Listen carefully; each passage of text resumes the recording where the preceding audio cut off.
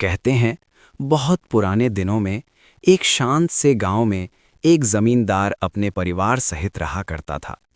उसकी संगिनी, उसकी पात्नी, उसके हर सफर की सच्ची साथी थी। दोनों खेतों में जी जान से काम करते और अपने प्यार भरे जीवन से परमात्मा का शुक्र मनाते थे। एक दिन उनके आंगन में एक सुंदर बच्ची ने जन्म लिया, ऐसी मुखचंद्र की तरह चमकती हुई कि जिसने भी उसे देखा बस बोल उठा, ये तो अपने रूप और स्वभाव से पूर्णिमा की रात जैसी है, उजली, हंसती हुई, कोमल। क्योंकि वो जन्म से ही रोती न थी, बस हंसती रहती थी, इसलिए उसका नाम रखा गया पुनिया। समय सुख से बह रहा था कि एक दिन जमींदार की पात्नी को बुखार चढ़ा। दवा दारू की जाती रही, पर उसकी देह कमजोर पड़ती गई और एक दिन वो संसार छोड़कर चली गई। जमींदार के सिर पर दुखों का पहाड़ टूट पड़ा। छोटी सी पुनिया गोद में पड़ी थी। माँ की ममता की उसे सख्त जरूरत थी। लोगों ने कहा, दूसरा घर बसाओ, बच्ची माँ के बिना कैसे पलेगी। विधुर जमींदार ने बहुत टाला, पर अपनी बेटी की खातिर दूसरी शादी करनी पड़ी। दूसरी पात्नी ने पुनिया को प्यार से पाला। कुछ समय बाद उसी माँ की गोद से दूसरी कन्या का जन्म हुआ, पर वो पहली कन्या पुनिया से बिल्कुल विपरीत थी। दिन रात रोती रहती, किसी को चैन से न बैठने देती। गांव की औरतों ने कहा, ये तो अमावस्या की तरह है, अंधेरी, रूठी हुई। इसलिए उसका नाम पड़ा मसिया। धीरे धीरे दूसरी पात्नी के मन में कटुता आने लगी। लोग उसकी बेटी को अमावस्या बोलते और पहली बेटी पुनिया की सरेआम तारीफ करते। बस तभी से उसके मन में पुनिया के प्रति विरोध और द्वेष पनपने लगा। समय बीतता गया, दोनों बेटियां बड़ी हुईं और घर में एक बेटा भी हुआ, जिसका नाम रखा गया चन्न। पुनिया बड़ी होकर बहुत शांत, मीठे स्वभाव वाली, परिश्रमी कन्या बनी। वो घर का हर काम करती, सबसे मीठा बोलती और सदा मुस्कुराती रहती। पर मसिया, उसका स्वभाव हमेशा रूखा, क्रोध से भरा रहता। वो हर काम से जी चुराती, किसी से सीधे मुंह बात न करती और अपनी ही दुनिया में खिन्न रहती। जब कन्याएं सयानी हो गईं, रिश्ते आने लगे। जमींदार और उसकी पात्नी सोच में पड़ गए। लड़कियां चली जाएंगी, घर सूना पड़ जाएगा। अंत में सलाह यही बनी, पहले लड़के चन्न की शादी करें, घर में बहू आएगी, दिल बहल जाएगा। चन्न की शादी हो गई, घर में भाभी आई। पुनिया का स्वभाव इतना मधुर था कि भाभी से उसकी पहली ही दिन से खूब पटने लगी। वो हर काम में भाभी का हाथ बटाती, मुस्कुराकर बातें करती, उसे सास जैसा मान देती। पर मसिया, उसके मन में तो आग जली रहती। वो हर काम में टोक झोंक करती, माँ से उसकी चुगलियां लगाती। इससे भाभी और भाई भी उससे दूर होते गए और पुनिया को ज्यादा चाहने लगे। एक दिन पुनिया के लिए एक धनवान घर से अच्छा रिश्ता आया। जमींदार ने पात्नी से सलाह ली। पात्नी बोली, पुनिया तो मीठे स्वभाव वाली, परिश्रम से भरी कन्या है। इसका मन काम किए बिना नहीं लगता। यदि इसे किसी धनवान घर में ब्याह देंगे तो वहां इसे काम ही नहीं मिलेगा और ये दुखी हो जाएगी। इसे तो किसी साधारण घर में भेजना चाहिए, जहां काम भी हो और इसका मन भी रमे। और मसिया, काम चोरी में सबसे आगे, दिन भर खाली बैठना ही उसको भाता है। इसे धनवान घर में भेज देना चाहिए, जहां नौकर चाकर हों और ये बस आराम करे। जमींदार ने बात ठीक समझी। दोनों बेटियों के रिश्ते एक ही गांव में तय हो गए, एक साधारण घर में और एक धनवान घर में। ये सुनकर पुनिया बहुत खुश हुई। हम दोनों बहनें एक गांव में रहेंगी, रोज मिलेंगे। पर मसिया तो दुख से भर उठी। ये फटीचर तो यहीं रहेगी, फिर रोज इसकी सूरत भी देखनी पड़ेगी। कुछ समय बाद शादी का दिन आया। दोनों बहनें अपने अपने घर चली गईं। पुनिया अपने ससुराल में खूब परिश्रम करती, गृह कार्य करती, खेत का काम भी संभालती, अपने पति के साथ सुख पाती और परमात्मा का आभार करती। उधर मसिया बड़े घर की बहू बनी, नौकर चाकर चारों ओर। वो दिन भर खाती सोती रहती, पर भीतर से सदैव दुखी, क्योंकि उसके लोभ को कभी तृप्ति न होती थी। पुनिया प्रतिदिन काम पूरा कर अपनी बहन से मिलने जाती, पर मसिया उसे देखकर शर्माती भी और जलती भी। मेरे घर के नौकरों के कपड़े इस फटीचर के कपड़ों से अच्छे लगते हैं। एक दिन उसने घर में ऐसा माहौल बना दिया कि उसके लोग ही बोले, पुनिया को यहां मत आने देना। कुछ दिनों बाद मसीहा के घर बड़े भोज का आयोजन हुआ।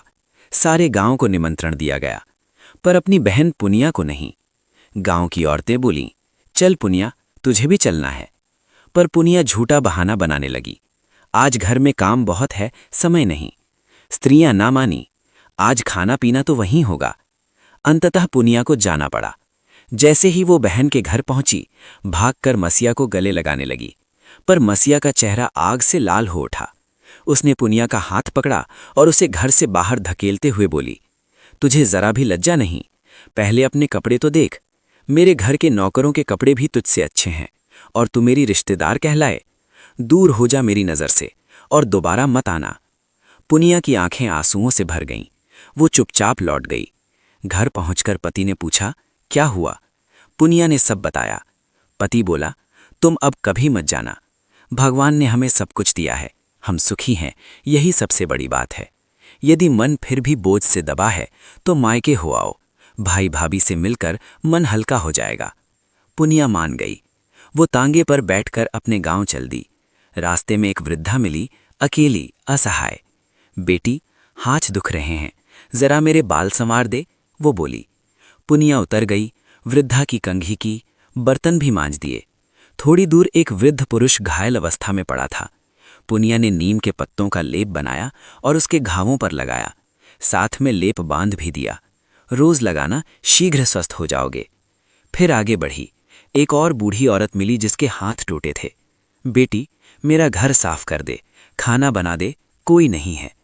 पुनिया ने उसका पूरा घर संभाल दिया, झाड़ पोंछ, बर्तन, भोजन, सब कुछ। फिर आगे बढ़ी और अपने मायके पहुंच गई। भाई, भाभी, पिता सब ने उसे प्यार से गले लगाया। भाभी ने उसके आंसुओं को पहचान लिया पर कुछ न बोली।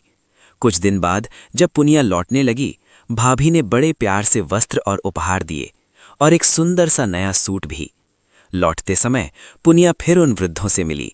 वृद्धा ने लकड़ियों के छोटे छोटे टुकड़े दिए। ये तेरे लिए है बेटी, मेरे प्रेम का उपहार। पुनिया ने सम्मान से रख लिए। घायल वृद्ध अब स्वस्थ था। उसने चमकीले कंकड़ दिए।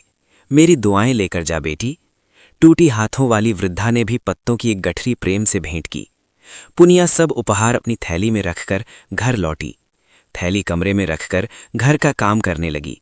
जब पति कमरे में गया, थैली खोली तो भीतर हीरे, मणियां, सोना चांदी चमक रहे थे। वो घबराकर भागा और बोला, ये धन कहाँ से लाई? पुनिया ने देखा तो आश्चर्य से हाथ कांप गए। पर मेरे पास तो केवल लकड़ी, पत्ते और कंकड़ थे। उसी क्षण उसे समझ आ गया, ये किसी मनुष्य का नहीं, ये तो ईश्वर का प्रसाद है। मेरे किसी कर्म में चोरी ठगी नहीं, बस प्रेम था। फिर उन्होंने नया घर बनाया, जमीन खरीदी।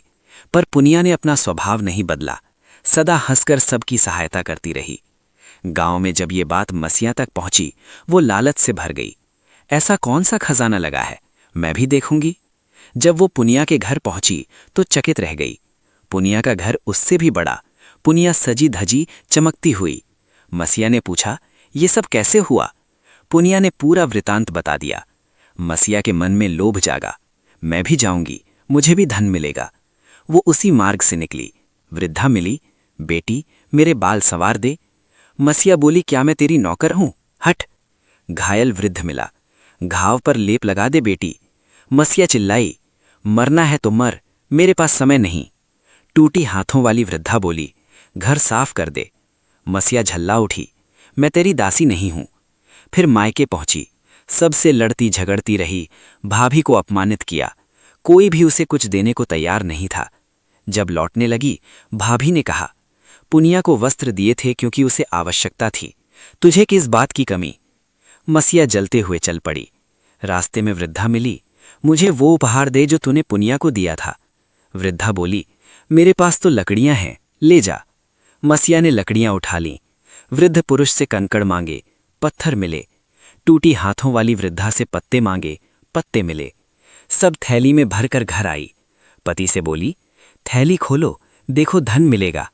पति ने थैली खोली, लकड़ियां, पत्थर, पत्ते। वो हंस पड़ा, तुम्हारी बहन ने तुम्हें मूर्ख बनाया है। मसीहा गुस्से में पुनिया के घर पहुंची। तू झूठी है, तूने मेरा मजाक उड़ाया। पुनिया ने शांत भाव से कहा, बहन, मैंने तुझसे कुछ नहीं छिपाया। मुझे धन नहीं, मेरे कर्मों का फल मिला। मैंने उस मार्ग पर प्रेम दिया और प्रेम ही लौट आया। प्यार सबसे बड़ी संपत्ति है। जो उसे बांटता है वो कभी निर्धन नहीं रहता, और जो अपने भीतर कटुता रखता है उसे संसार का कोई धन खुश नहीं कर सकता। उस दिन मसीहा का हृदय पिघल गया। उसने पुनिया को गले लगाया, आंसू बह निकले। बोली, बहन, अब मैं बदलूंगी। उस दिन से दोनों बहनें प्रेम से रहने लगी, और गांव में ये कथा आज भी सुनाई जाती है कि सच्चा धन सोना चांदी नहीं, सच्चा धन है मन का प्रेम।